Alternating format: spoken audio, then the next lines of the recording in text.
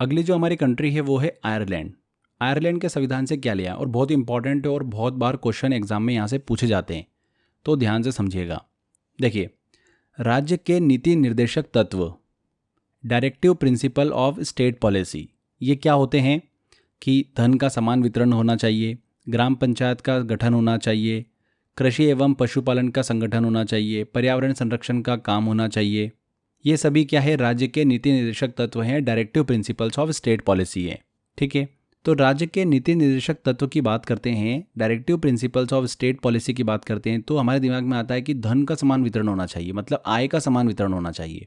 तो आय से क्या बनेगा फ्रेंड्स, क्लियरली हमको समझ में आ रहा है कि एक ही कंट्री आयरलैंड। तो आयरलैंड के संविधान से क्या लिया है, directive principles of state policy. ये क्लियर हो गया आपको। ये सभी प्रिंसिपल जो होते हैं राज्य के नीति निर्देशक तत्व, ये प्रिंसिपल गवर्नमेंट को ये बताते हैं कि उसे कंट्री के सिटीजन्स की भलाई के लिए क्या क्या डिसीजन लेना चाहिए।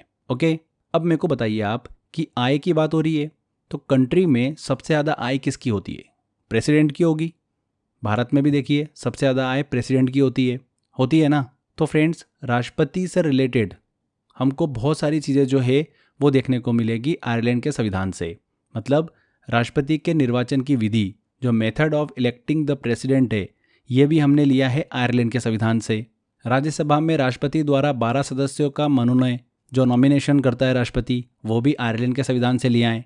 राष्ट्रपति द्वारा दिए जाने वाले पुरस्कार एवं सम्मान, यहाँ पर पुरस्कार और सम्मान की बात हो रही, मतलब यहाँ पर राष्ट्रपति जो है वैसे भी हमको आय से कनेक्ट कर रहा है कि आय सबसे ज़्यादा होती है राष्ट्रपति की, और ऊपर से आय देने की बात हो रही है, मतलब कहीं ना कहीं राशि देने की बात हो रही है पुरस्कार के रूप में। तो वो किसके संविधान से लिए हैं, आयरलैंड के संविधान से लिए हैं, तो वैसे भी कनेक्ट हो रहा है ये। ठीक है, तो ये सारी चीज़ें जो है आयरलैंड के संविधान से ली गई हैं। बिल्कुल हमको ट्रिक से याद हो गया है। एक चीज़ दिमाग में रखिएगा, राष्ट्रपति का कॉन्सेप्ट जो है ये ब्रिटेन के संविधान से लिया गया है, क्योंकि ब्रिटेन के संविधान से हमने लिया है सरकार की संसदीय प्रणाली, तो उसको लेकर कंफ्यूज मत होइएगा। राष्ट्रपति के निर्वाचन की विधि की बात हो रही है, राष्ट्रपति द्वारा राज्यसभा में मनोनीत 12 सदस्यों की बात हो रही है, और राष्ट्रपति द्वारा दिए जाने वाले पुरस्कार एवं सम्मान की बात हो रही है।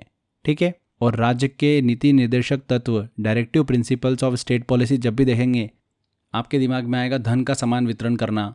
धन मतलब आय, आय का समान वितरण आयरलैंड, ऐसे आप कनेक्ट कर सकते हो उसको। तो ये एक और कंट्री हमारी कंप्लीट होती है। आयरलैंड के संविधान से हमने क्या क्या लिया है हमारे संविधान में। तो यहाँ पर आयरलैंड के संविधान से क्या लिया हमारे संविधान में, ये हमने अच्छे से डिस्कस किया।